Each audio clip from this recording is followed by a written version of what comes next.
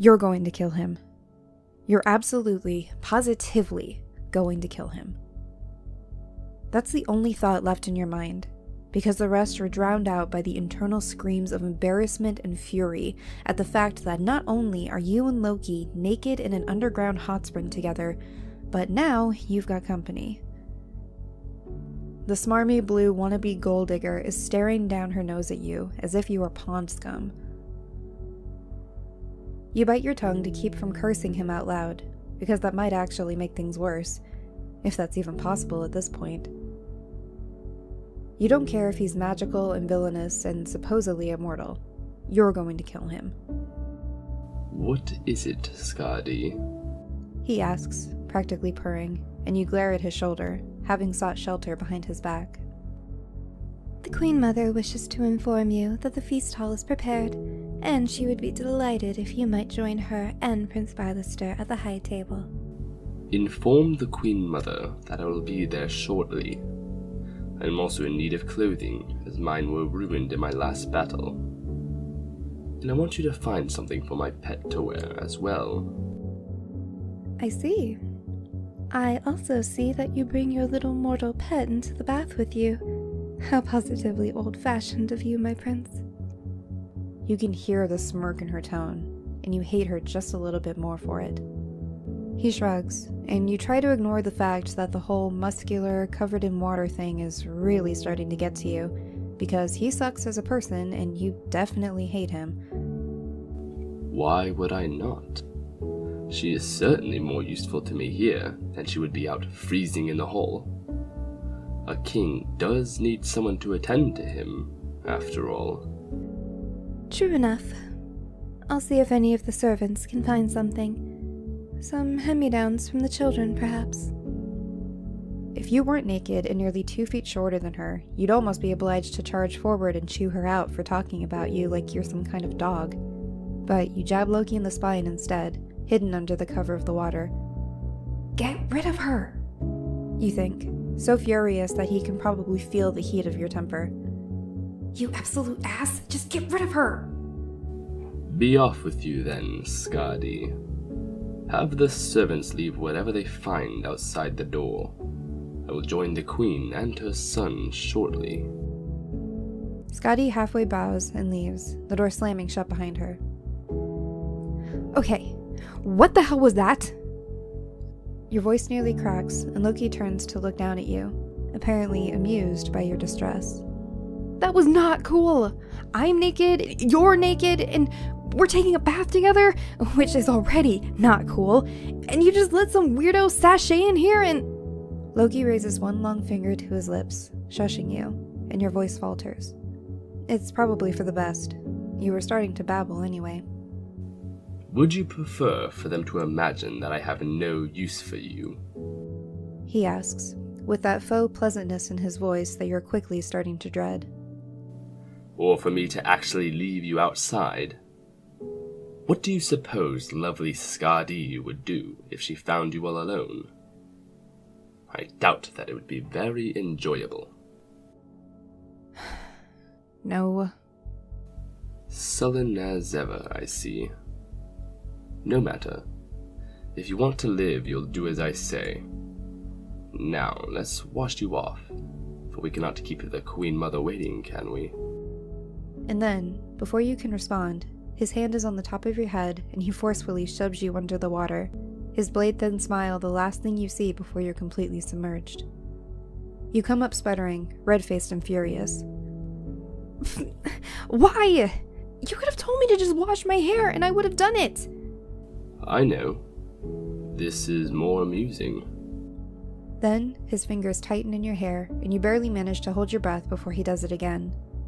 You're sorely tempted to knee him in the groin, but considering how well he had held up against being stabbed, you aren't sure if it would even faze him. It would probably just piss him off, and you'd really rather not give him any ideas when he's already practically drowning you. When he drags you back up, he seems satisfied, and you glare at him when he releases you and pats you on the head. There. That was not so terrible, was it? Yes? Well, you'd best prepare yourself, mortal, because it is going to get so much worse. I have absolutely no idea what this feast will entail, but I can only imagine that you'll be the topic of interest for all of the frost giants in attendance. You try to smooth down the wet strands of hair clinging to your forehead. You're not gonna let them do anything to me, are you?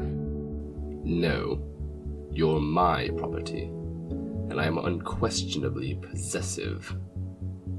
But, as I said before, if your actions merit discipline, then I will discipline you. I will not jeopardize my plans to become king simply because your role makes you uncomfortable. You think to yourself, taking a deep breath. Okay, find your zen. Imagine that this is just a role. You're an actor. This is all just a role. A really messed up role that can get you killed if you mess up. Yeah, just a role. Is that how you do this? It's all just like a game for you? An act? All the world's a stage, little mortal. One of your Midgardian poets said that, you know. Yeah, I know. Shakespeare isn't exactly niche or anything. He shrugs again, and you're taken aback by just how young he looks. It's kind of weird. I am getting out. So, if you wish to avert your eyes like a blushing maiden, now is the time to do so. You turn your head to the side as he surges from the water, scowling. Way back in high school, you remembered one of your science teachers telling you that cursing could reduce pain. Maybe venting your frustration in your mind could keep you sane. You were much too afraid of him to actually say most of it aloud.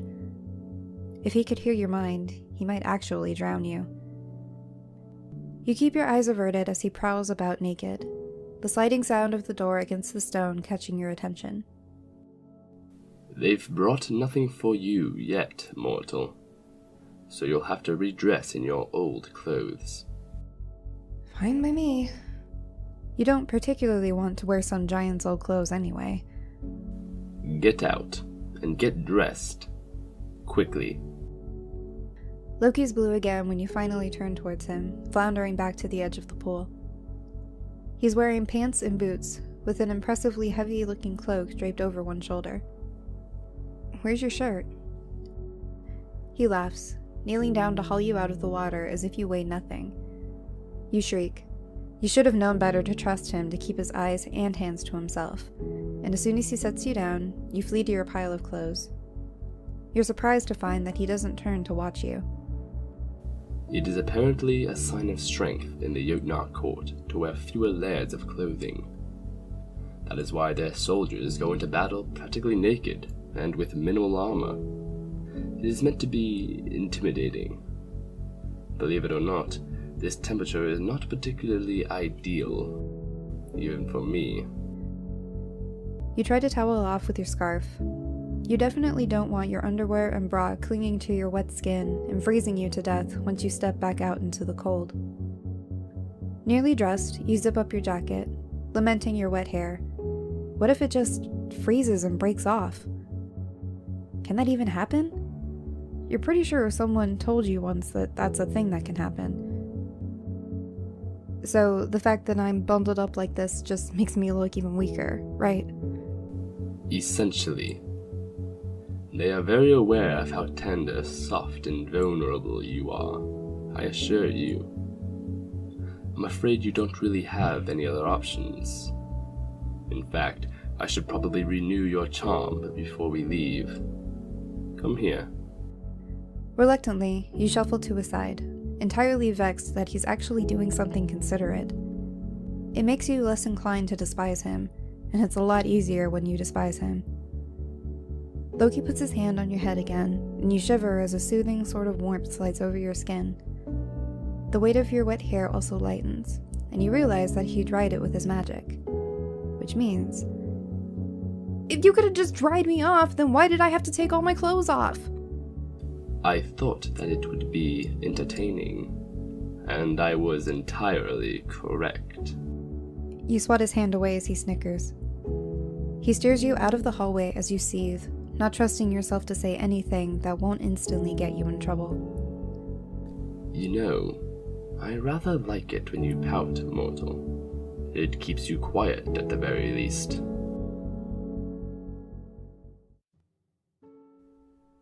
"10 minutes later finds you in the grand entryway of a massive room, which is completely packed with long tables made out of some sort of dark, shiny wood. The trees here must be massive too, even though you can't imagine where any trees would dare to grow.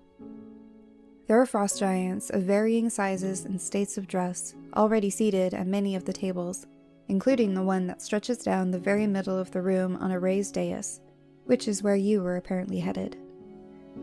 The queen is sitting there waiting, the stone-faced boy at her side, along with several other giants you recognized from the hall when you arrived, and many more that you've never seen before.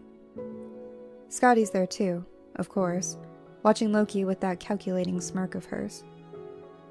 In fact, everyone in the room is now staring at the two of you as you make your way to the head of the table, some more blatantly than others. You trail just behind Loki as he makes his way to the seat that's clearly meant for him, but it's a single seat. There's nowhere for you to sit next to him, and your blood seems to surge through your veins as your anxiety spikes. But Loki seems to notice as well, and he halts as he nears his seat. Somehow, it doesn't seem to bother him that all eyes are on him. In fact, he seems to almost relish it. He turns and beckons to one of the giants standing behind the queen's chair, who inclines his head so that Loki can whisper in his ear. It's honestly surreal how comfortable he seems to be giving orders to a being that's at least 2 feet taller than him. The servant nods and quickly walks off, and Loki slides into his seat, ignoring you entirely. You stand awkwardly behind him, cold and miserable, and experiencing what is probably the worst case of stage fright in existence.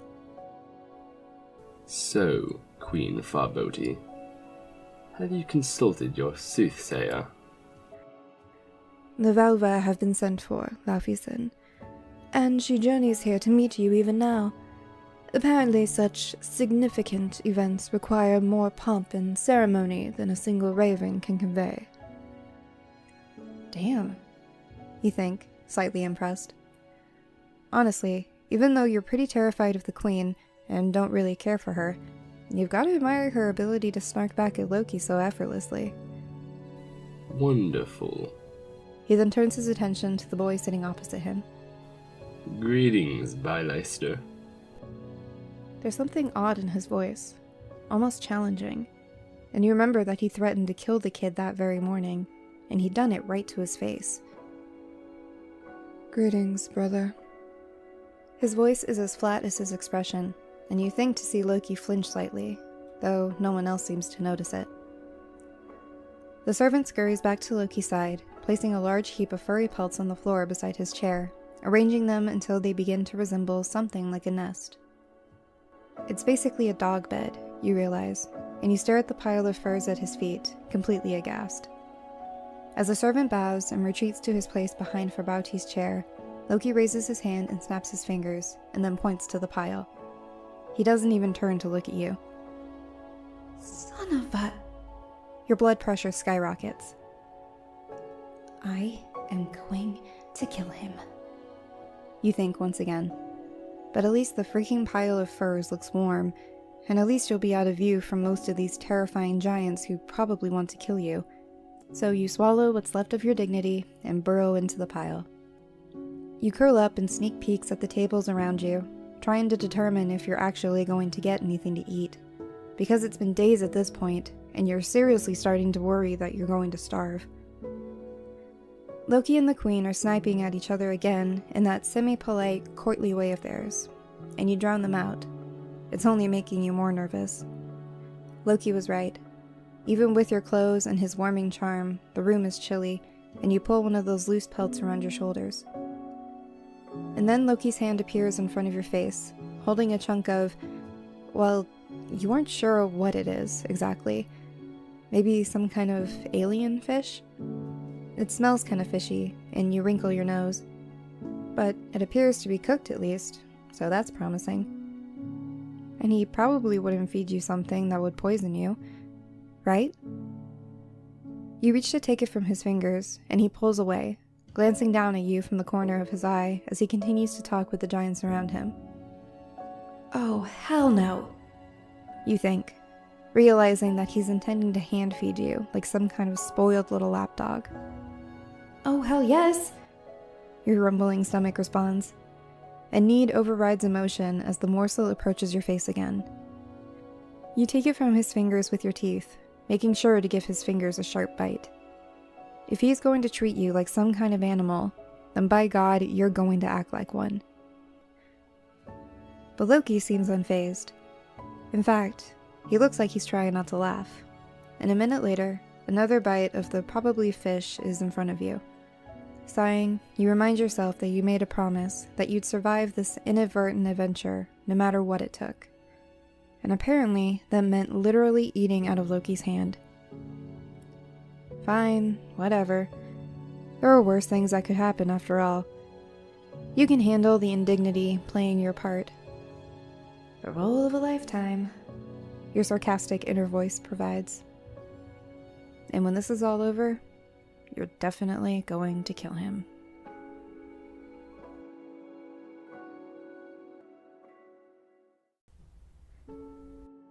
You manage to get down a fair bit of the salty fish, deciding that it's actually not that bad. Sure, you might not choose it at a buffet or anything, but it's a hell of a lot better than what it could be, all things considered. After a while, Loki passes you a bowl of some kind of broth. This, you decide, is much better. It kind of tastes like beef, and it's also pretty salty. And it's full of little flakes of something that surprisingly looks similar to seaweed. The monotonous voice of the young giant prince catches your attention. A mortal. I've never seen one before. Not in real life. Maybe you should be paying more attention. You'd really like to know how that train of conversation got started. Well, of course not, dearest. We stopped keeping mortals ages ago, after Odin Allfather decided to overstep himself and cut off our access to other realms. And they're hardly worth the effort it takes to keep them in working condition. Oh my god. All those ancient myths about people getting stolen away by elves, trolls, and giants, they must be true. These giants actually used to keep human pets. You guess that explains why no one's really batting an eye at Loki's decision to keep you around. That may also explain Skadi's comments in the bath chamber about Loki being old-fashioned. I want to look at it. Ask it to stand. She can understand you. There's amusement in Loki's voice, and you wish that you had a fork so that maybe you could stab him in the leg or something. Stand, mortal. Reluctantly, you clamber to your feet on top of your little nest, and then your eyes land on something at the table that nearly makes you scream, and you clasp your free hand over your mouth, eyes wide. It's the head of a dragon. Or maybe a giant snake or something. Whatever it is, the head alone is possibly at least 3 feet long, and the rest of its body is stretched out along the table, skinned and cooked. Its head is covered in slick scales and has weird, spiny fins sticking out from behind its jaw, and its open mouth is filled with rows upon rows of razor-sharp, pointed teeth. A bulky giant further down the table begins to laugh. The mortal has never seen Shuma before, it seems. There are no more sea serpents loose on Midgard. Not since Thor and I bound Jormungandr. An impressive feat, that. This giant is on the smaller side, and he's wearing a vest, so you assume maybe he isn't a soldier. That's how that works, right? You really need a study guide or something. And then there's the fact that you've been eating sea serpent. Alien sea serpent. This thing looks like it's probably super poisonous. You stare at your bowl, suddenly apprehensive. Loki notices this. Drink. You will take what is provided. Apparently, some of the others have noticed too, because a pointy-toothed female from down the table is now leering at you with a decidedly vicious expression. Be grateful you aren't on the table yourself, little warm skin. You choke on your mouthful of broth, covering your mouth as you start to cough, attempting to maybe maintain some shred of dignity. Christ, you're humiliating yourself. Does it even matter? These aliens are probably going to end up murdering you. Most of the giants at your end of the table laugh at your shock, and even Loki snickers. Some savior you are. God, freaking making my life miserable. Bylester cocks his head to the side, the corner of his lips curling up into a smile. It's the first shred of emotion you've seen him express. They are playing with you, mortal. We do not eat humans. Or at least, we have not done so in thousands of years. His smirk deepens slightly, and his mother scowls. Really, my son, you should not suggest such things. None of the civilized tribes ever ate the creatures. How distasteful. You're pretty sure she doesn't think it's distasteful for the same reason that you think it's distasteful. It's hard to enjoy a meal that can argue with you. The giant who says this is on the taller side, and his skin is slightly more gray than Loki. A different variety, maybe? It almost sounds like he's speaking from experience, and you shudder. Then Loki's hand is on your shoulder, and he gives you a subtle, gentle squeeze. A threat or a reassurance. Sit, girl. If Bylester wishes to examine you further, he can do it after we've eaten. Your heart rate skyrockets at the thought of being examined by any of these giants, especially without Loki around. But then he squeezes your shoulder again. You can stop by my chambers this evening if you wish, brother. He isn't going to leave you alone with them. Relieved, you sink back into your nest, your bowl of broth still in hand. You aren't going to ask what's inside it. It's better to not know, honestly. If fishy means a freaking sea monster, then you can only begin to imagine what beefy might mean. Honestly, this pet bed on the floor is starting to seem better and better. You're kind of hidden away, at least. And no matter how super messed up it might be, Loki's occasional pats on the head are actually kind of soothing. Like a nice little, hey, I'm not gonna go off and let giants eat you reminder. It's nice. And it's warm, too. You think about what Loki told you, that the frost giants aren't totally immune to the cold either. Watching him from your place on the floor, you decide that he's a pretty amazing actor. He looks totally at ease, smiling and taunting and laughing as if it's just another day for him. Wow, being royalty must suck if this is the kind of dinner party he's used to. There are about 1 million questions swirling around inside your brain, and you're just itching to get back to Loki's bedroom and see if he'll answer some of them. That is, if he can. It sounds like he might not exactly be an expert on Jotunheim himself, which is pretty worrying. It's not like you can just whip out your phone and start Googling everything. Hey, Siri, are Jotunheim sea monsters poisonous to humans? And then, you've also got to deal with the possibility of Loki's kid brother coming by to take a closer look at the exotic little pet. And that kind of puts a damper on things. So far, you haven't been able to get a good read on Bylester. He doesn't seem quite as aggressive as some of the others, but that doesn't mean he isn't just as dangerous. You also can't tell how old he actually is. He's only around the same height as Skadi, and he looks kind of lanky, which leads you to believe that he isn't finished growing. Damn, if he's over 7 feet tall now, how tall is he gonna get? Hopefully you'll be long gone after you have the chance to find that out. A giant prince's angsty teen phase isn't exactly something you want to stick around to see. Although that brings up another question. How old is Loki, relatively? Because he looks pretty young, too. If you'd seen him in his human-looking form just out on the street one day, you would have guessed he was maybe in his 20s. Must be one of the perks to being immortal. They're talking about this Valva lady, who's apparently on the way with an entire entourage. From what you gather, she's some kind of oracle, and it sounds like she's a really big deal. To the extent that they might legitimately make Loki king if she says that's what's supposed to happen. This is crazy. But then you know of countless cases in human history where one relative murdered another to take the throne, and everyone in the kingdom just went along with it. It isn't exactly like Loki's breaking some new ground here. You also wonder if it has less to do with what the Valva actually says, and more to do with Loki's powers. Because aside from all the weird ice doors and frozen weapons, you haven't seen any of the other frost giants doing anything even vaguely magical. Maybe the Queen just needs an excuse to save face, to hide the fact that she's afraid that Loki will actually kill her and Bylester if they get in his way. You really don't want to be in the middle of all this drama. If he gets himself assassinated, you're toast. Would you like for me to escort you back to your chambers, my prince? But of course, lovely Skadi. Scowling, you glare up at him. She isn't that lovely, and she has a terrible personality. Come, mortal. Silently, you deposit your now empty bowl on the table and scurry to keep up with their long strides, because there's no way in hell you're getting left behind.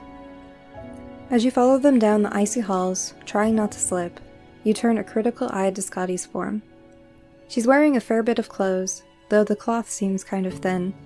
Her dress is essentially just a long straight tube with open shoulder sleeves, and belted to show off her waist. You notice for the first time that there's a knife tucked into her belt, carved out of what appears to be jade, and your face blanches, as if you need anything more to worry about. So, what's her social ranking, exactly? Whatever it is, she's clearly looking to improve it. You must go hunting with me sometime, future king. If you are around long enough, of course. She says as she reaches for the door. I am certain that I will be. I am so sick of this. He actually gets rid of her pretty quickly, and you heave a huge sigh of relief when the door closes behind her. You never thought you'd actually be relieved to be trapped in a room with him, but here you are. Loki stretches, reminding you somewhat of a cat, and sighs deeply. Maybe he had been more tense than he let on. You might as well get on the bed. Keep it warm for me. I have no doubt that Bylester will come calling if he can manage to give his mother the slip. It seems you've already managed to find an admirer. Great. You're too tired and stressed to argue with the whole bed-warming job, so you climb into the heap of fur covers and you pull a heavy woolen blanket around your shoulders. Does it still count as wool if it doesn't come from a sheep? So, do you plan on letting me actually eat like a normal human being at some point, or... Loki snickers, which is an immediate bad sign. No. You're gonna keep hand-feeding me? Yes. You can almost envision a vein throbbing in your temple from your frustration, just like a cartoon character. Why? I find it entertaining. Eyes narrowing, you glare at him suspiciously. Are you getting off on this? What the hell, Loki? He just laughs and unfastens his cloak, letting it drop to the floor in a heap. He then goes to rummage in a trunk at the foot of the bed, which must have been placed there while you were gone. I'm glad to see that dinner has revitalized you so greatly, mortal. What a shame it would be if you were to die. Your jaw clenches at the not-so-subtle reminder that he's your only lifeline, and you keep your tirade internal. You're definitely going to bite him harder next time. With his cloak and the belts that held it in place now gone, his wounded chest is on full display, and you frown. Why did you go like that? You look like you're half dead, you know? Won't that just make it more likely for them to take you out while you're in bad shape? I am going for the opposite effect. If I can survive this and have the power and confidence to stroll in and demand the throne mere days later, then how likely is it that any of them can finish me off? That does make sense, actually. There's a knocking sound from outside, and Loki waves the door open. Bylester steps in, and it looks like he's gone to the effort of changing into casual wear, because he's wearing a tunic and leggings made out of some kind of leather, his hair unbound and falling around his face. In fact, it almost looks like he snuck out after he's supposedly gone to bed, and you start to wonder if the Queen keeps him on a tight leash. At least he doesn't have any knives, that you can see. Bylester, you wish to see my mortal? Stand up, pet. Bastard. You chant in your head as you force yourself to stand on shaking legs, the blanket still clutched around your shoulders. Bastard, bastard, bastard! Why does he have to be so terrible? The younger giant steps closer to you, a look of fascination in his red eyes. Wonderful. Mr. Apathy finally shows interest in something, and it's me. Of course. She is so small. Are all mortals this height? Most of their women are near to her in height, though she is slightly on the shorter side. I would be considered tall for a mortal man, though not unnaturally so. Bylester glances at Loki, as if he's somehow forgotten that his older brother is practically a foot shorter than him. I see. How long can they live? No more than a century. That is longer than I thought. This one looks young. Well, she is, but she is fully grown. Part of you is insulted and annoyed that they're discussing you right in front of your face, but another part of you is grateful that Loki is the one doing all the talking. Bylester leans closer, and you tremble as he reaches out and touches your cheek. They truly are warm and soft. He says, slightly surprised. Oh God, you think, your stomach churning, the waves of panic beginning to rush through your veins. This is too much attention.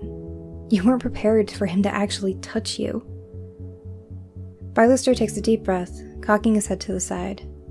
It's weirdly reminiscent of Loki, considering they're only half-siblings, and they've never met before. But it makes you wonder what he'd look like in a more human form. She smells frightened. Damn it! You'd completely forgotten the whole scent thing. She is frightened. Humans are weak creatures, ill-suited for this climate. One must be careful to keep them alive. Loki replies, finally moving closer to you. There's a slightly hard edge to his voice, and Bylester's hand drops away. Are they like us in form? Underneath all this? Okay, wow, rude. They are, though I will not disrobe her. It is cold, and I do not want her to get frostbite. He grins at you, and you're overwhelmed by the urge to punch him right in his smug, handsome face. The younger giant nods thoughtfully. We have depictions of them, of course. But this is much different. Actually seeing one in the flesh. Queen Farbuti was alive during the days of human thraldom. You should turn your questions to her if you find the mortals so interesting. Apathy smooths back over Bylester's features. Mother does not like discussing the old days. It makes her bitter over what we've lost. You suppress a snort. Like she's a ray of sunshine the rest of the time? You say you have depictions of the humans. Is there an archive in the palace, Bylester? There is. I can show you in the morning, if you wish. I would be extremely grateful. That's apparently meant to be a dismissal, because with one more long, curious look at you, the prince turns and leaves. You realize you're still shaking, and you sit heavily on the bed as Loki kicks off his boots, fading back into human paleness, the patterns of his skin smoothing over. You're never going to get used to that. Take off your boots, and your jacket as well. You will not need them in the bed. Yeah, about that. Loki crouches in front of you, staring you down, and you freeze like a deer in the headlights. Very well, He says, after a moment or two of tense silence. Grabbing you by the ankle, he stands suddenly, and you fall onto your back. He tears off one of your boots and drops it to the floor, and then captures your other flailing foot and does the same. Do I need to treat you like an unruly child? He asks pleasantly, one of your ankles still caught in his grip. Or will you be a good girl and do it yourself? You huff, putting every bit of spite you can muster into your glare, but your fingers find your zipper anyway. I'll do it myself. Your ankle is released, but before you can feel relieved, he leans over you, his hands on either side of your head. I knew you'd make the smart decision. His smile is smug and your face heats. He's so freaking big and he's all up in your space. And his eyes are sparkling like he's about to do something you probably won't find nearly as entertaining as he will. You are such a good little pet, after all. And that's when you finally snap and slap him across the face.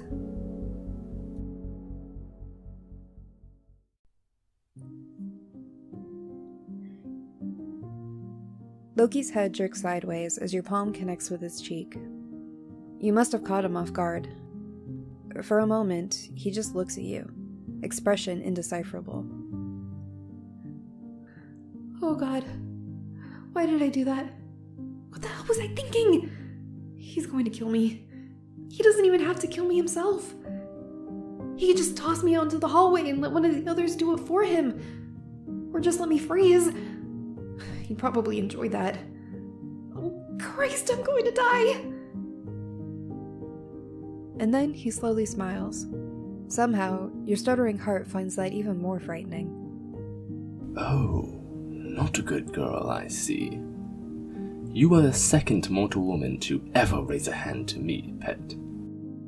The first escaped unscathed because she was under the protection of Thor. Remind me, who are you under the protection of again? Eyes wide, you struggle to respond. You? What was that? I cannot hear you. You take a deep breath and clench your fists into the blankets beneath you. Some unconscious drive urging you to stay still and look as unthreatening as possible. You.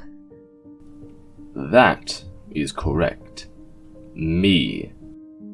I decide your fate.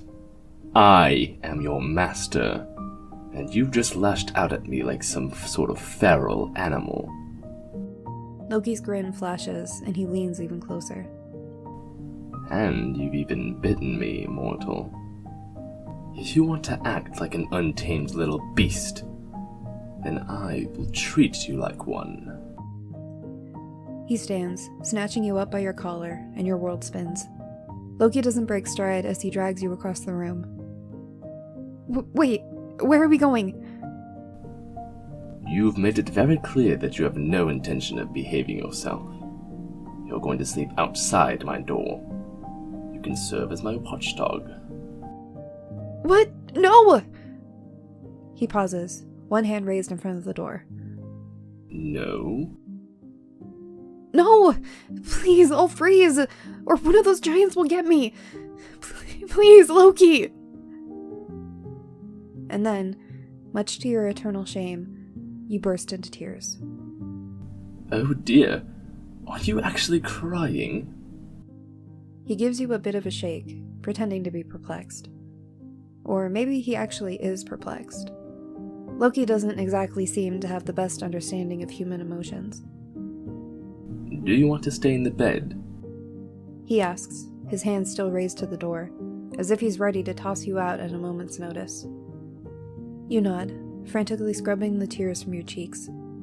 The floor is much colder, with only your socks as a shield, and your qualms about sharing the bed with him are quickly fading. Are you going to try and murder me in my sleep?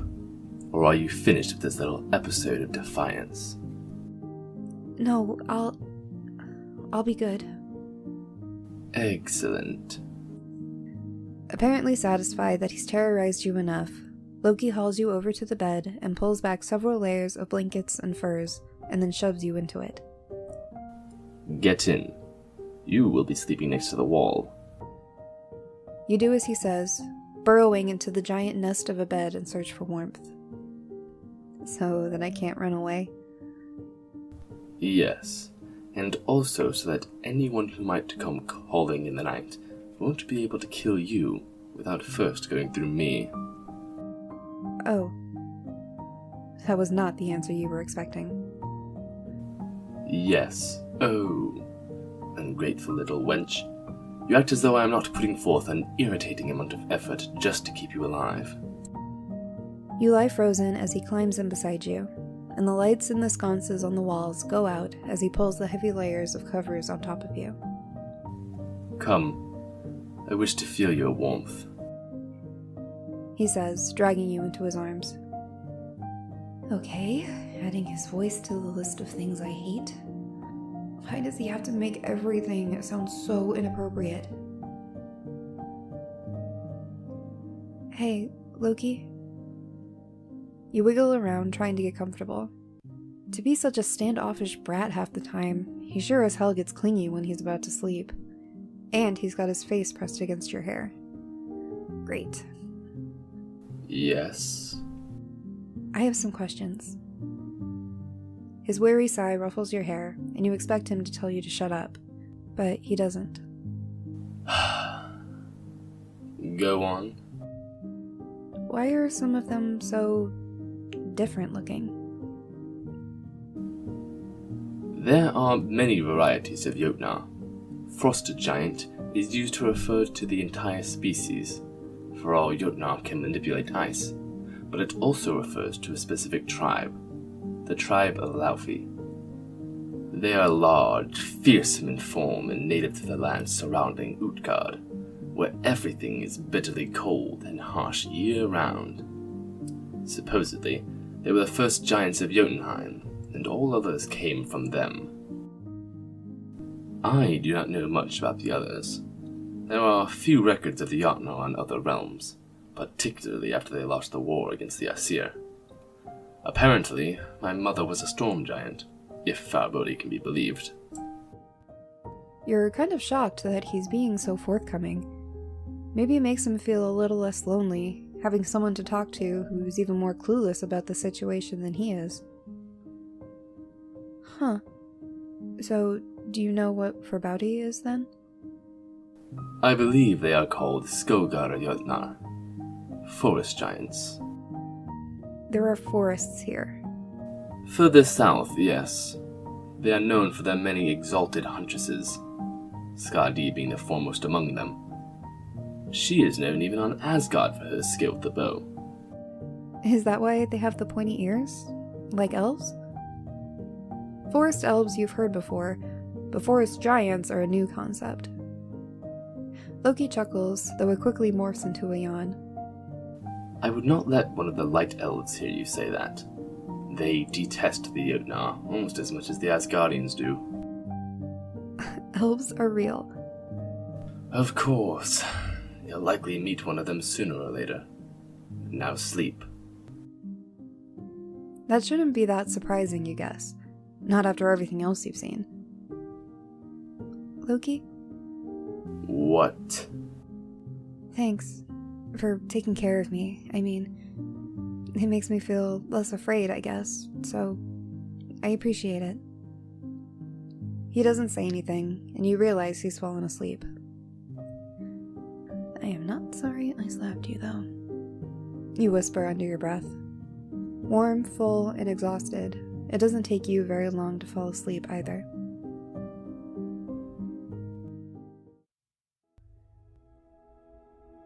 Loki's already awake when you open your eyes in the morning, and he's staring at you. Morning, you say, your voice still carrying a slight rasp of sleepiness. You are an odd creature. Did you know that? You sleep as if you haven't a care in the world. Uncertain of how to respond to that, you simply shrug. You're definitely not going to tell him that he's pretty comfortable, or that you feel relatively safe when he's around. He'd only use that against you. One of the servants brought clothing for you, as well as food. There are only 2 actual meals per day, but I thought we could both use something to tide us over. Someone's been in here already? Your cheeks heat at the thought of some strange giant coming in and seeing you cuddled up in Loki's bed, but he doesn't seem overly bothered by it. Yes, and you do not even stir. You would make a terrible watchdog. Suppose it's for the best that I keep you in bed with me. You frown, irritated. Trust him to be his usual, insufferable self first thing in the morning. Can we just eat? Change into your clothing first. Yeah, whatever. Fine. Shoving the covers aside, you hop to your feet, a little startled when Loki stretches out on the bed and throws his forearm over his eyes. You hadn't even asked him to look away. Maybe he's just tired and it's a coincidence. So, where are these clothes? On the trunk. You change as quickly as possible, one piece at a time. There's no way you're going to get fully naked and lose all your body heat. The clothes they brought for you are interesting, to say the least. There are thick knee-high socks and a long-sleeve shirt that reminds you of a turtleneck, both made from the same woolly material as your blanket. On top of this, you wear a thick pair of leathery leggings, followed by a heavy, floor-length tunic dress that has slits running up to your hips. There's a fur-lined cloak too, and you decide that that's your favorite part of the whole ensemble. Because man, is it ever cozy. It even kind of matches your hat, which has nifty little ear flaps. Yes, this is amazing. You aren't even overly concerned about where all these furs came from anymore. You just care that they're warm. I'm dressed, you announce, shoving your own boots onto your feet. No boots? Apparently, those will have to be made. They're gonna make things for you? That's surprising. You go peer out at the tray that's on the table by the door, wondering if sea monster's on the breakfast menu. There's a big wooden bowl filled with some kind of chunky soup, and is that some kind of bread? They kind of look like little biscuits, but they're green. Bring the tray over, mortal. Let's see what we have. It's heavy, and you're kind of afraid that you're going to drop it and make a huge mess. You've never been particularly graceful, but you manage to make it to the bed without any upsets, and you set it down between you and Loki, retrieving your blanket and tucking it around your lap. Any extra layers are a good idea right now, you reason. Once you leave the room, you're going to be missing that nice furry little nest. You have any idea what the stuff is? And if it'll kill me? He takes the spoon from your hand and pokes at the soup experimentally, flashing you a surprisingly genuine smile. What a terribly tragic death, to be killed by soup. If it wasn't such a genuine fear, you might have laughed. Hey, I'm actually worried here. Loki takes a bite, chewing thoughtfully. I believe this is some sort of tuber, similar to your potatoes. It is not unpleasant. And these? You tap one of the green biscuits, frowning. He passes you the spoon and then carefully selects one of the biscuits from the tray, taking a large bite. You sample the soup as he polishes it off. It's actually extremely similar to potato soup, but there's that familiar salty fishiness from last night, which makes you suspicious that there is some sea monster in it. I have no idea what's in these, he finally announces.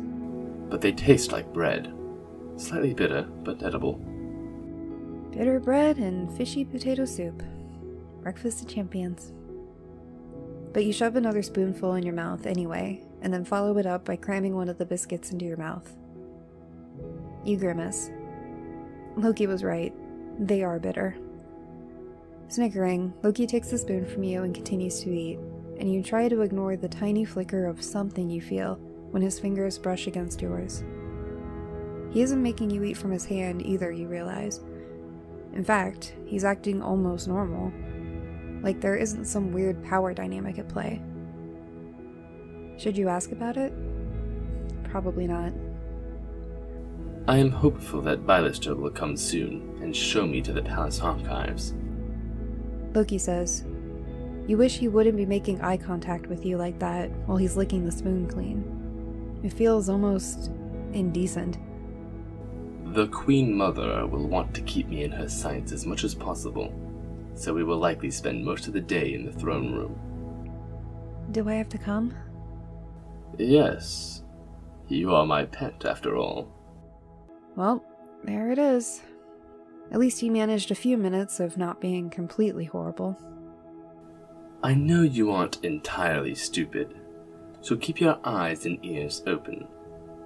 There is a very good chance that the frost giants will let things slip in front of you that they will not dare to mention in my presence, or in the close proximity to Queen Farbuti. Wait, does that mean that I won't be in close proximity to you? There's a bit of an odd smile on his face. I will not let you out of my sight. You're relieved. Unfortunately, he knows you're relieved, and he seems delighted by it. Bylester appears at the door just as the two of you finish off the contents of the breakfast tray, and Loki pats you on the head as he stands, shifting back into his blue form. His brother watches the transformation with an expression of discomfort. You can relate. It is kind of weird. I thank you for your time, Bylester. Loki says, fetching his cloak from the floor and swinging it around his shoulders. Fasten this for me, will you, pet? Let the show begin, you think, fighting the overwhelming urge to roll your eyes. Even so, you try to be fairly gentle as you pull the belts tight through the buckles. His chest is still all bruised up, and you don't want to give him any excuse to be even more of a diva. It may be, part of you just genuinely didn't want to hurt him. I thought it might be interesting. Prince Bylester casts his crimson eyes upon you, and you stand stock still at Loki's side. Your mortal has changed into our clothing. How strange it looks on her. You almost feel like he's baiting you. That can't be. Can it? Her Midgardian clothing is filthy. I cannot allow her to stay in such a state. Loki keeps a firm grip on your upper arm as Bylester leads you through the shining hallways and up several flights of stairs. Part of you wonders why Loki doesn't just hold your hand if he's going to drag you around all day. Part of you wants to try it, just to see what he'd do. He would probably lose his mind. You smile faintly at the thought. The doors that you finally halt in front of are made of the same heavy dark wood as the banquet hall tables, decorated with highly stylized carvings of terrifying-looking animals. A depiction of one of those sea serpents from last night's dinner can be seen curving up the side of the door. The reminder that even the animals here are completely different from those on Earth, and it makes you feel a little ill. Bylester shoves open the doors, and Loki pulls you along into a massive, rounded stone room. A tower, maybe. There are windows, but the glass in them is bubbled and thick. All along the walls are mosaics, pieced together from what looks like to be brightly colored glass. It's kind of beautiful, you have to admit. And there's a fireplace, which seems kind of weird. Maybe this is where the frost giants go when they aren't trying to show off how tough they are. There's a particularly large mosaic over the fireplace, and Loki releases your arm and goes to stand before it, staring. There's an odd look on his face, and you cross your arms, slightly uncomfortable. Gunno, Queen of Jotunheim, when she still lived. Bylester remarks, a characteristic flatness back in his voice. Gunlow. You've heard that name before, and you search your memory. You definitely remember Farbuti saying it. Loki continues to stare up at the mosaic, seemingly stricken. And that's when you remember. Gunlow was Loki's mother.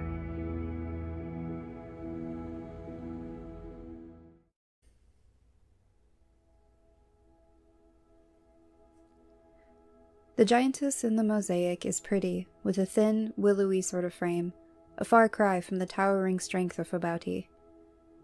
Her hair falls around her shoulders, and her eyes are a solid, gleaming emerald green. In fact, those might actually be emeralds. In one hand, she holds a trident, and in the other, a golden goblet. Green and golden rays radiate from behind her head, and her feet seem to hover just over a line of crashing waves. Loki can't seem to look away. You wish you could say something, or maybe even go put a hand on his arm, but that would probably be a terrible idea. Acting out of character in front of Bylester might get you into trouble. She holds Skadskaparmjeder, the mead of poetry. I suppose that is how you came by your serpent's tongue, brother. Bylester glances at you. Loki doesn't respond. Bylester seems unbothered, and he steps in front of you. Mortal, can you read? You blink up at him, heart racing. Loki told you to speak when spoken to, but he didn't tell you what to say. The guy's a prince, you reason. If you met with a human prince, you'd probably call him, what, Your Highness? Sire? Yes, sire.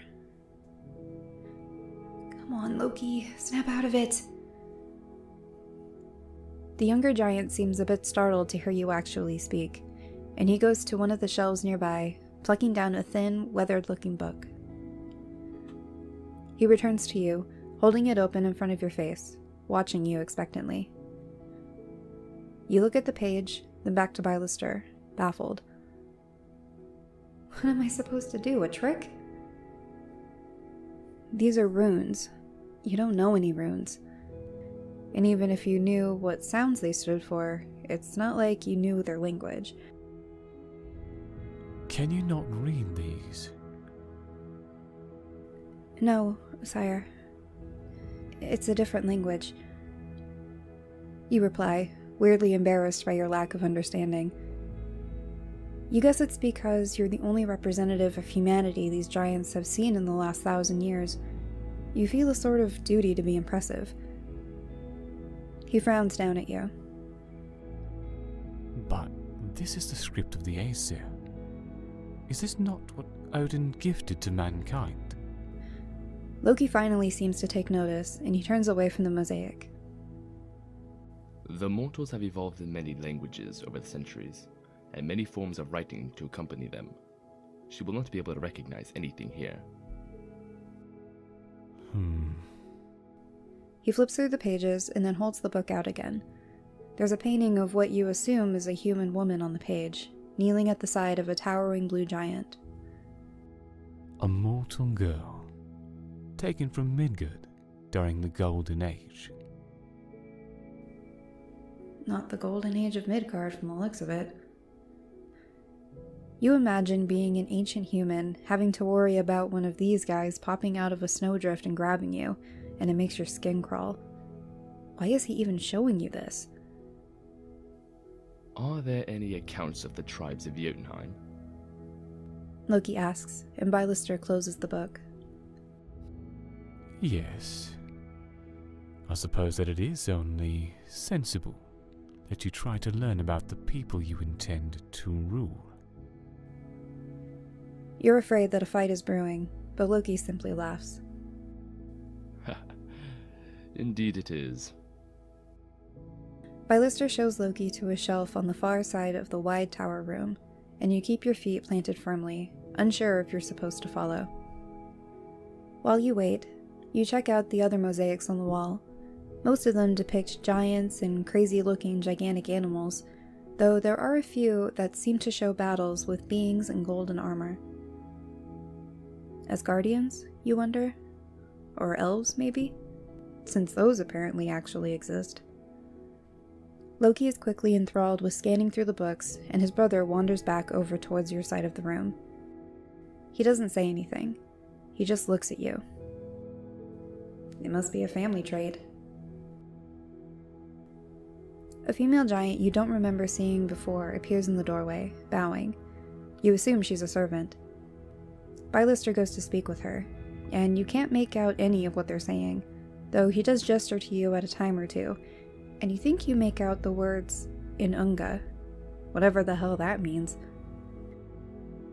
The giantess bows again and leaves, and Loki continues reading, as if he hasn't even noticed that you had company. My mother summons me. I will take my leave. Please inform the Queen Mother that I will join you shortly. Loki finally looks up at you once the door is firmly closed.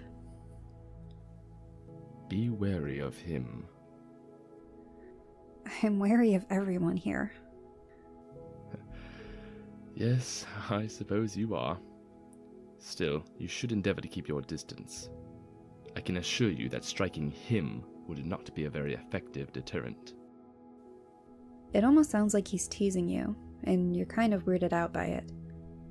Then he sticks his nose back in his book. You're getting major Belle vibes here. But then, if he's Beauty, then who's the beast in this scenario? Your face scrunches up. Wrong fairy tale, I guess. Hey. Yes, mortal. Didn't you say there was another brother? Hell something? Hellblinder. You were not paying attention to the feast last night. The Queen says he's on a hunting trip in the southern forests. Tough name, you remark. If he's going to respond, then you're going to keep talking. You're kind of almost enjoying it. Maybe you should have slapped him sooner. Or maybe you shouldn't have done that at all. You're kind of shocked that it didn't end in your untimely demise. Hellblinder. It suggests one who can defy death itself. What does in Unga mean? Who said that? Bylester. He pointed at me when the giant lady came in. Congratulations, mortal. It seems you've gotten a name. I already have a name. Not that you ever use it. It means the young one. You should be thankful. It could have been much, much worse. The giants are fond of their by-names. Yeah? He grins at you over the book in his hands. They call me Ormstanga, Serpent Tongue. On other realms, I am Silver Tongue. My tongue is well renowned, it seems. Then, he actually has the audacity to wink at you, and your face flushes as Loki snickers. And after my little stunt with the Bifrost, I am also In Ili, the evil one. Bifrost? Loki looks startled for a moment, as if he'd honestly expected you to know what the hell he was talking about, and he beckons you forward. That is the Bifrost, he says, and then he points to the mosaic behind you. You turn. It's a gigantic beam of rainbow colors, and there's a city at its base. It bridges the realms. I turned its power against Jotunheim once. It destroyed much of Utgard. He doesn't sound very regretful, and your mind spins. Wait, you tried to torch the whole planet, and they still might make you king? Shrugging, Loki shelves the book. I suppose conquest must be in my blood. Come along, we should go join the court. Appearances are everything, after all. Your heart plummets. Do we have to? You will be fine, girl. He seizes your arm and guides you towards the door, giving you an odd sort of look out of the corner of his eye. You have spirit. Wait, is that a good thing? You thought he wanted you to be meek and obedient and all that jazz. They should call you the fickle one.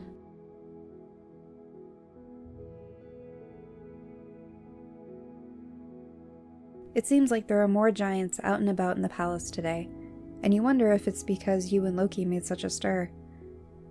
You can practically feel the tension in the air, and you try to stay calm, reminding yourself that they can apparently all smell when you're panicking.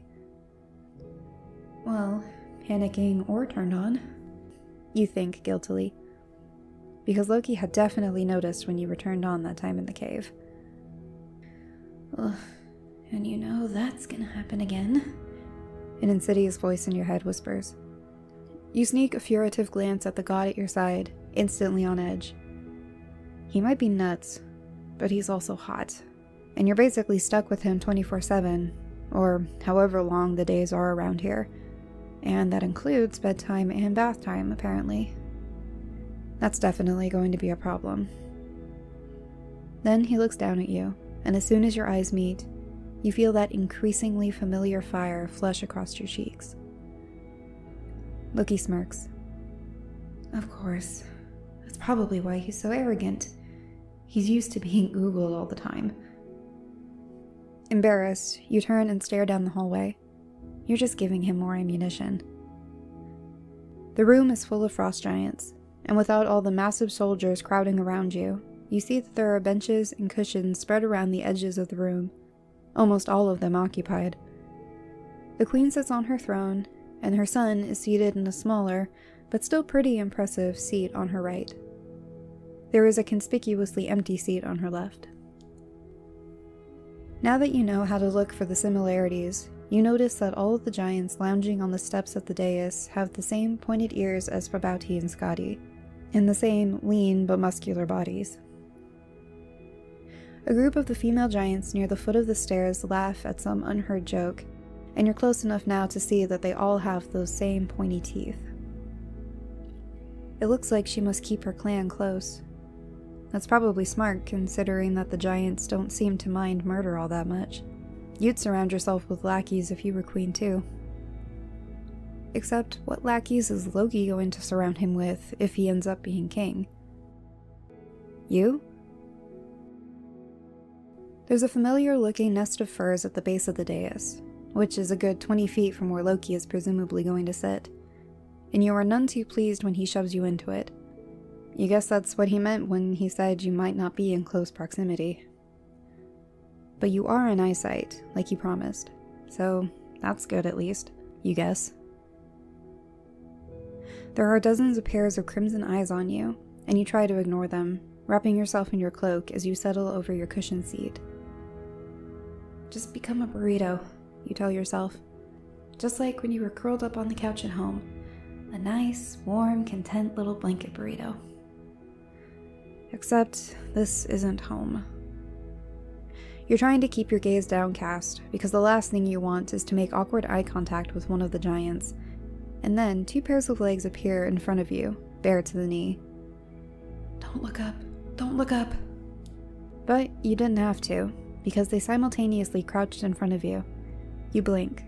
They're identical twin giantesses, and your heartbeat spikes, because they're both staring at you with a worrying amount of curious fascination. Both of them wear long-sleeved, knee-length tunics, and both have their raven hair pulled into single braids, though one's hair is braided on the left side, and the other's is on the right. Just look, Griep. In Unga, Loki's mortal, says the one on the right, smiling excitedly. I have an actual name. You want to snap, but you keep your mouth shut. The one on the right, Griep, apparently, taps her chin thoroughly. Prince Bylester spoke truly, Gjalep. See how small she is. You speak, mortal, do you not? The prince says that you speak. They both have a sort of childlike glee radiating from their features, and you began to suspect that they're probably no older than Bylester. You swallow, mouth suddenly as dry as cotton. Of course I do. Gjalep claps her hands together, delighted, and you flinch. Of course she does! How precious! How did Loki come by you, little one? Griep has a slightly huskier voice, you note, and her braid is on the right, which is something distinguishing, at least. You groan internally. You're never going to remember their names. I fell through something on Midgard. A portal. The twins turn towards each other, appraising. The convergence? How unfortunate for you, mortal, to fall into the grasp of Loki in Illy, god of lies. Yeah, you lick your lips, wondering what you should say. Bad luck, I guess. They both burst into laughter. The blood rushes from your face. Should you not have said that? But Loki isn't rushing in to save the day, so either he hasn't noticed or doesn't think you're in danger. You hope it's the latter. She is bold. You don't feel very bold. Can you work cider on Anga? Theodore? That sounds vaguely familiar. Did Loki mention it? No. Griep is tapping her chin again, scrutinizing you carefully. Can you fight? I took a kickboxing class once, you wanted to say. That probably doesn't count. No. Hunt? No. Well, what can you do, mortal? Your mind goes blank. Is there anything that you can do that would impress them? You're pretty smart, or at least you like to think so. But they wouldn't think so. You have no idea how anything on this world works, and you can't even read their books. You're an okay cook, but you doubt that your fillet of sea monster would be up to par. You lead a pretty modern life. You doubt that frost giants are going to care about your extensive knowledge of pop culture trivia, or your schooling, or your boring earthly hobbies. Not much, you finally say, and the twins start giggling again. You pull your cloak tighter around your shoulders, humiliated. I am going to touch you, Gjalep announces, reaching out slowly, like you're some kind of skittish animal. You guess that's a pretty fair comparison. At least she gave you a warning. That was more than you could say for Bylester. Her cool fingers brush your cheek, and she lets out a huff in response. Warm skin, She says. It's the first time you've heard it said where it didn't sound like an insult. You are very delicate. This is so weird. I guess so. Jalep's hand drops away, and she turns toward her sister. Such a fragile thing. Loki must be very gentle with her. Loki Laufeyson is gentle with no one. You're strangely torn. Some part of you almost wants to defend him, while another part of you is pretty sure that it's better for the both of you if the giants think that he is just a cold-hearted monster. They don't seem to have much respect for supposed weaknesses. Maybe you're supposed to make him sound mean and tough and unfeeling. That kind of seems like the vibe he's going for, right? Earlier, you resented the way he was telling you how to act.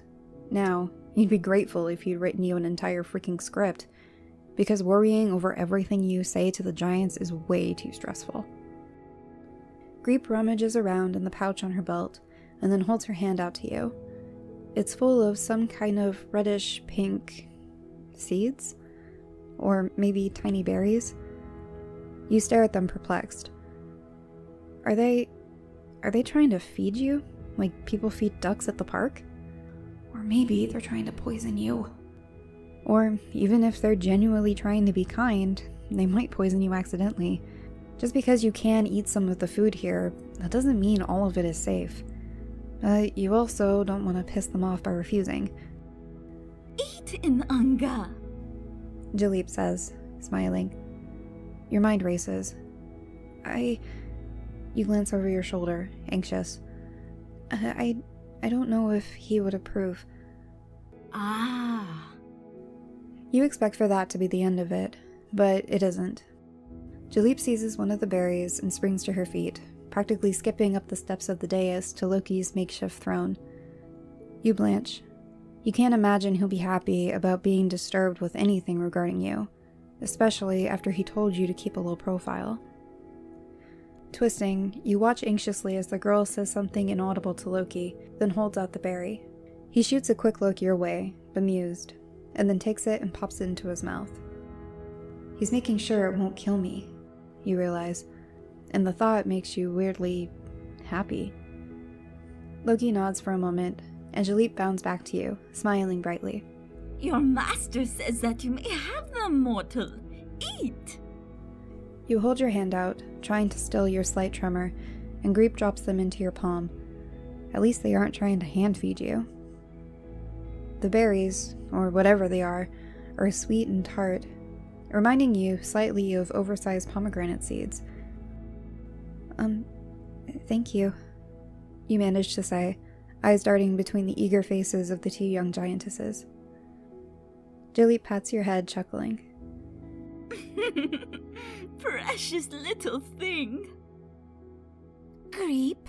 Gjalep? What is this? Well, there's a familiar voice, and you twist your neck around to find Skadi standing a few steps behind you, a frown on her lips. Griep looks slightly abashed. We are only feeding the mortal, Lady Skadi. Prince Loki said that we might. Come. Queen Farbuti has sent us to escort the vulva into Utgard. You can play with Loki's pet later. Of course, Lady Skadi. They both rise as she comes to stand at the foot of the steps, and you're startled to see that they're slightly taller than Skadi, though they're also a good deal lankier. You assume it's because they're still young. With one last glance towards you, Skadi strides away, and the twins follow after her. Part of you is relieved to see them go, but another part of you is almost sad.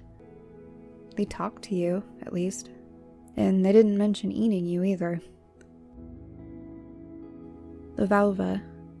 If she's almost here, then big things are about to go down one way or another. You aren't entirely sure that you're ready.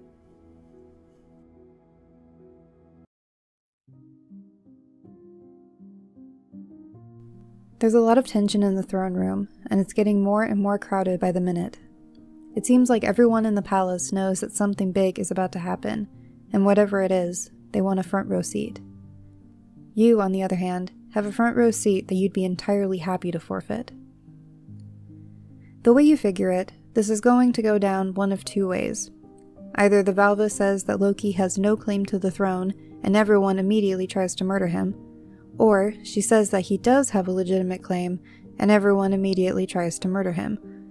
You can't really imagine a scenario where no one tries to kill the usurper they literally call the Evil One. Everyone seems to be moving towards specific positions in the throne room, and you can only assume that they're getting formal in preparation for what might end up being the announcement of their new king. Many of the lithe, pointy-eared giants in the queen's entourage stand and move from their steps of the dais, their spots soon occupied by giantesses and children of various ages. Loki seems to be ignoring them entirely. You turn forward again, but staring at the massive entryway is doing terrible things to your blood pressure. Every time a new group of giants enter the room, you assume it's going to be the Valva and start panicking all over again. There's a new group of what you guess must be the true frost giants hanging out in a pack not far from where you're bundled up, because they're tall and honestly kind of rough looking. Laufey's kids must take after their moms, you decide. Loki is objectively hot, and Bylester honestly doesn't look half bad either, even if they are both creepy as hell. You wonder what this Hellblindy guy looks like. A lot of the giants are blatantly staring at you, and you try to ignore the sensation, peering over your shoulder once again to see if Loki's making sure no one is going to do anything painful to you. But he's busy surveying the room. Several of the giantesses seated on the steps of the dais are openly gawking at him, some with disgust, some with fascination, and some with a mixture of the two. Staring must just be a thing here. As if on cue, Bylester makes eye contact, and it must have catched Loki's attention, because he turns and looks at you too, frowning slightly. Damn it. You turn scarlet and huddle down into your blankets. Maybe you should start putting some of your energy towards coming up with an exit strategy for when things start to inevitably go south. You can't really think of anything viable though. Even if you gave the giants the slip, the climate will kill you, and quickly. And even if you somehow manage to survive the freezing temperatures, there are clearly a lot of wild animals that would be delighted to find a tasty little snack like you wandering around all alone. There's also the fact that the freaky magical space portal that dropped you here was apparently a one-time thing. From what you can gather, Loki is your only ticket back to Earth. You can still feel his eyes on the back of your head, and you pull your cloak more snugly around your shoulders. You're screwed. That's all there is to it. You are at the mercy of superpowered shapeshifters who like plotting hostile takeovers of entire planets. Fantastic. There is an unpleasant wailing sound that kind of reminds you of a bugle, and all of the giants in the throne room seem to perk up and turn their attention towards the open doorway. Oh god. You honestly feel a little lightheaded, and perversely enough, you suddenly wish that you were at Loki's feet, his reassuring hand on your head. Messed up. It's only been a few days and I'm already messed up. Skadi and a group of similarly attired giantesses appear first through the doorway. The twins Gjalep and Griep among them, though you've already forgotten which is which. There are some of the usual burly soldier types in the little processional as well, and they step to the side and form a pathway to the dais. It's all very showy, and your teeth clench in anticipation. But the giants that walk towards the throne then are not really what you expected. They certainly don't seem as fearsome as their escorts, at least. First in the line are a boy and a girl, likely around the same age as you. Well, relatively. They look young at least, and they're slightly small and lithe, their blue skin a few shades lighter than that of Farbuti and her kin. Perhaps most startling, both of them have hair that is platinum blonde, almost white. You haven't seen any giants with anything other than black hair so far, and some of them don't even have hair to begin with. They're also wearing plenty of clothes, and they don't seem very worried about how weak it might make them look. In fact, if anything, they look completely oblivious to the stares of the crowd. Following along behind them is probably the oldest giant you've seen so far. Shoulders visibly stooped from age, her fingers wrapped around a long, shining silver staff. Her hair is just as white as the boy and girl in front of her, though hers is cropped short. Jeez, if most of these giants are thousands of years old and don't look a day over 20, how old is this lady? 1 million? You think. A few more giants follow behind her, and you realize that none of them are over 7 feet tall. Must be a storm giant thing. Hadn't the queen made some snide comment about Loki's mother being petite? They're still pretty terrifying, even if they're relatively small compared to the rest of the room, and you notice that most of them are armed in one way or another. The boy and girl walk to the foot of the dais, and the old giantess, who can only be the Valva, comes along with them, while the rest of the giants and their party blend into the crowd. The girl throws her head back, her hand on her hip. Loki Laufeyson of the Stormer Jotnar has summoned the Valva before him to bear judgment. Here stand I, Hedor, daughter of Hrimnir, and I speak for the Valva. And here I stand, Hrossþjófr, son of Hrimnir, and I speak for the Stormer Jotnar. The boy beside her declares.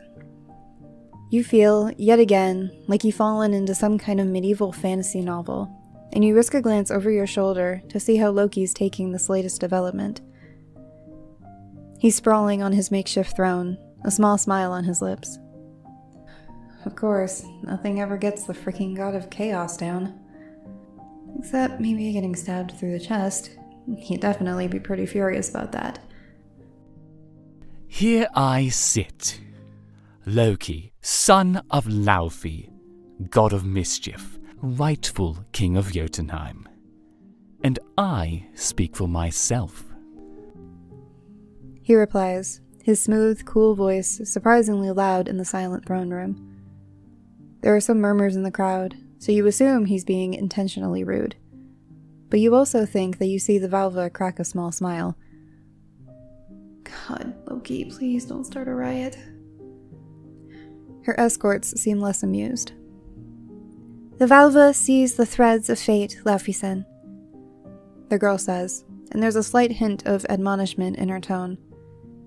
She sees that you are the firstborn son of King Laufey, and your birthright is the throne. The crowd in the throne room grows louder, and it isn't exactly a happy sort of loudness. The Valva wishes to know if you are prepared to accept the trials of kingship, Loki Laufeyson. He leans forward in his seat, his bright teeth gleaming. I am. There must be a blood sacrifice, Hador replies. One made by your own hand. The Valva will consort with the Norns to learn if you will be a worthy king. Are you prepared, Loki Laufeyson, to make this sacrifice? But of course. Loki replies easily. The queen looks irritated. She must have planned doing all the talking. Bylester simply looks bored, though you catch him glancing at you for just a second or two. Farbuti finally speaks. What is it that Loki Laufeyson must sacrifice in order to prove his worthiness for the throne? The boy at the foot of the dais smiles. A hunt is a traditional demonstration of strength, Queen Farbuti. Is that not so? A voice slides out from the edge of the crowd, sweet and sharp. How fortunate for Loki Laufeyson that he has already brought a blood sacrifice along with him. Skadi says, and your blood runs cold as she points directly at you. If the Frost Giants had somehow managed to forget about your existence during all of the excitement of the Valva arriving, they certainly remember you now, and the room is filled with excited chatter, and more than a few unkind laughs. The newcomers look surprised and notice you sitting there in your heap of furs, save for the Valva. You guess that it's probably difficult to surprise someone who can supposedly see into the future. Trembling, you turn back towards the thrones.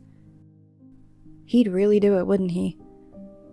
Loki's already told you that you're just there for him to use while he takes over everything. And this is going to make it easier for him to take over everything.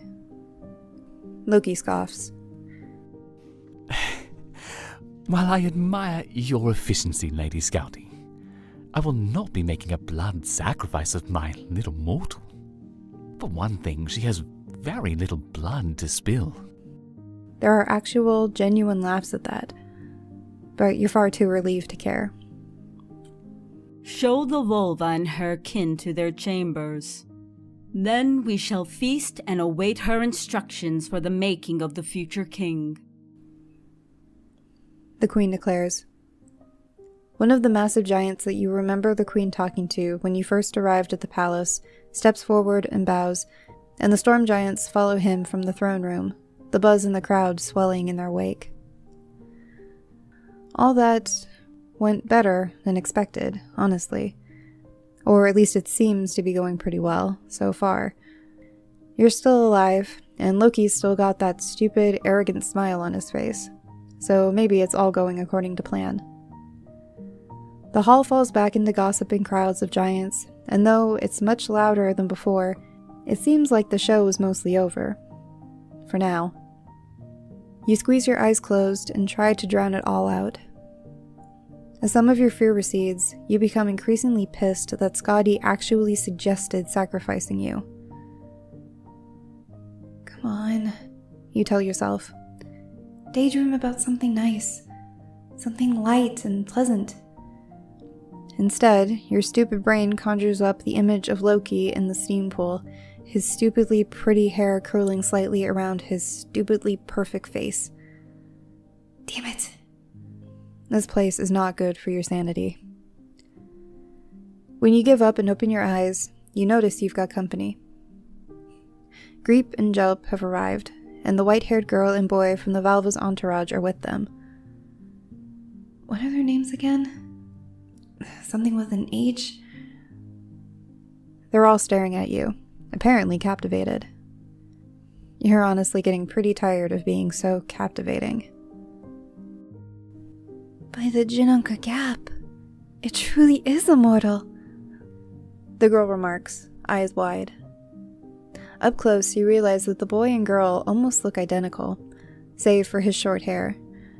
They did name the same father, didn't they? You peer up at them, suspicious. Are you twins too? The boy crouches down, grinning. She speaks. We are mortal. This surprises you?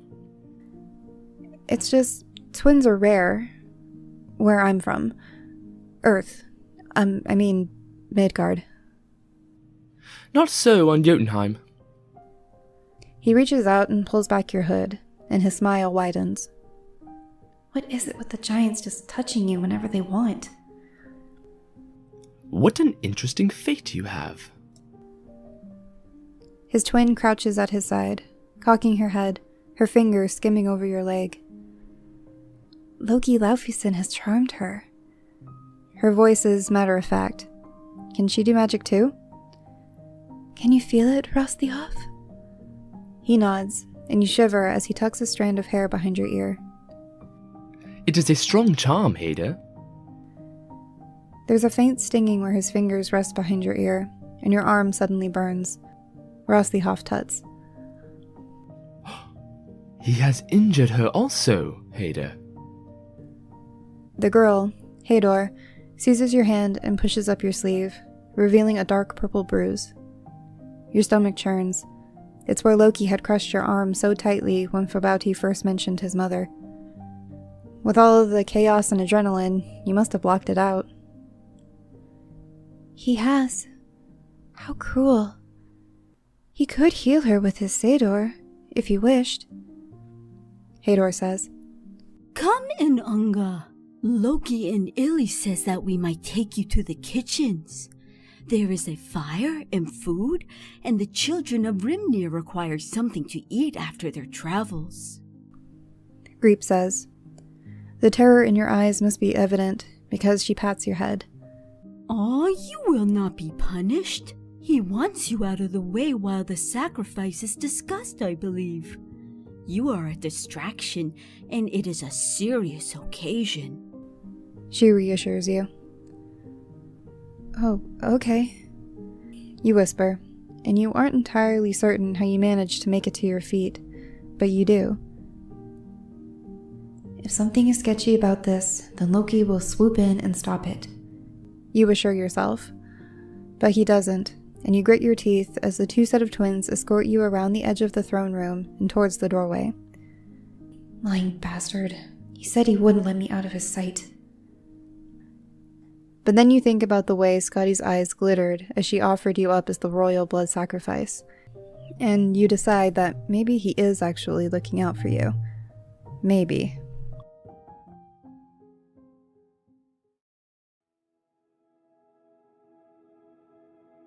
They guide you through the hallways, which is mostly empty at the moment, but before long, you find yourself in a small stone room with a large fire at one end and a round table in the middle. It's completely covered with food, though it all looks a little odd. This is where the servants sometimes eat. But I thought that you may find it comforting in Unga. Does it remind you of your home? Gjalep says. You blink up at her. Does she really think you live in a place like this? Maybe if you lived in the Middle Ages. Part of you wants to correct her, but another part of you appreciates the gesture. And at least there's a fire. Thanks. The fire is nice. You may sit by the fire, little one. Griep slides into one of the seats around the table, and you curl up against the stone hearth. The floor isn't exactly what you'd call comfy, and you kind of almost miss your nest. And the bed. You actually miss Loki's bed. The rest of the young giants settle in around the table, and it doesn't take long for them to tear into the food. You wonder if it's safe for you to eat. Here, mortal. Hador holds a bowl out to you, and you take it, though it's mostly to be polite. You aren't planning to eat anything without Loki there to check it. Her lips quirk up into a smile. It is safe for you to eat, Inunga. Loki Laufeyson himself had sent it here for you. The bowl is full of some kind of thinly sliced meat, and there are some more of the tubers from breakfast in there too. It smells pretty good, all things considered. You're apparently supposed to eat this with your fingers, and you try your best, though you'd really kill for a fork. As you shove food into your mouth, you glance up at the 2 sets of twins at the table, examining their features. The boy notices. What are you searching for, mortal? You may speak. Great, thanks for the permission. I was just wondering why you look different. All of the tribes, I mean, the pointed ears, the pointed teeth, all that. You shrug. It's an awkward finish, like most of the other interactions with the giants, and your cheeks flush. Curious little creature, are you? Hrossþjófr laughs, pushing his plate aside. The females of the Skadi Jotnar and some of the other tribes sharpen their teeth to show that they are ready to find a mate. Is that not so? Griep nods. Her sister is busy in a whispered conversation with Hador on the other side of the table. She bares her teeth for a moment, showing off their smoothness. My sister and I are young. We are near the age for it, but we are not ready to find husbands yet. Oh. Is there a reason for it being, your teeth? There is always a reason for everything.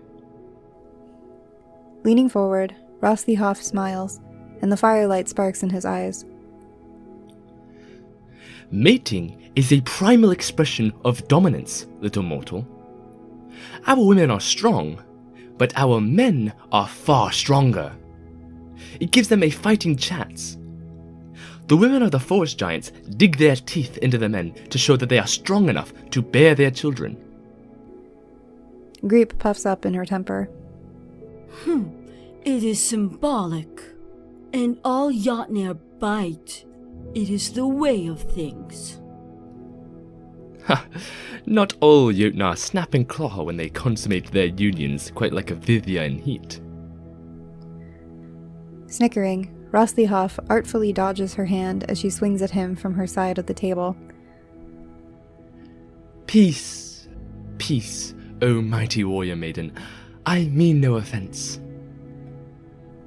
He says, holding his hands up in surrender. You are an honored guest of Queen Farbuti, else I would see you were paid for your cheek. Griep mutters. It suddenly hits you that you've essentially been left in the care of oversized teenagers, and you frown. As opposed to, what? An oversized 20-something? Isn't that essentially what Loki is? Your mind argues. It doesn't make much sense to try to judge their maturity against that of a relative human lifespan, you suppose. I thought you guys spoke for the Valva. And don't they need you in the throne room? You say. In official circumstances, yes. Hador snorts and rolls her eyes, brushing her pinstripe white hair over her shoulder. It is part of my training, though in practice, the Valva speaks for herself. You kind of liked teenage giants, you're starting to decide. Or at least, you kind of liked these guys.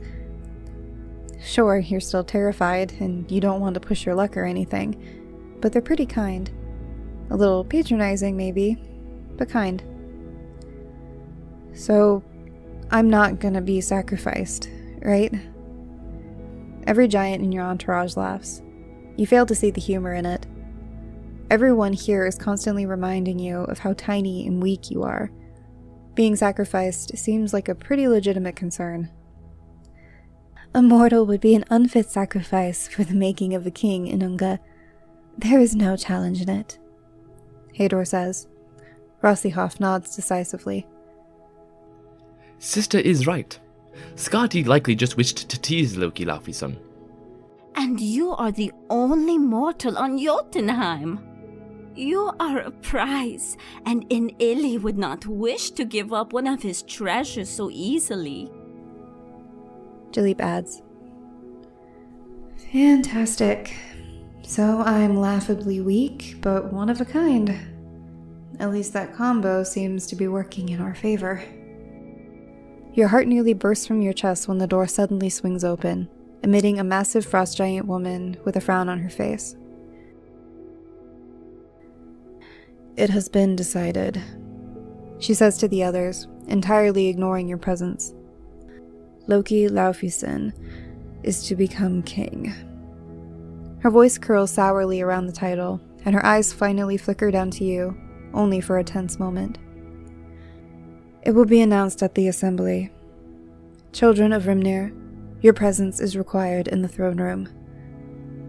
The giantess scowls back at you, and she turns to leave.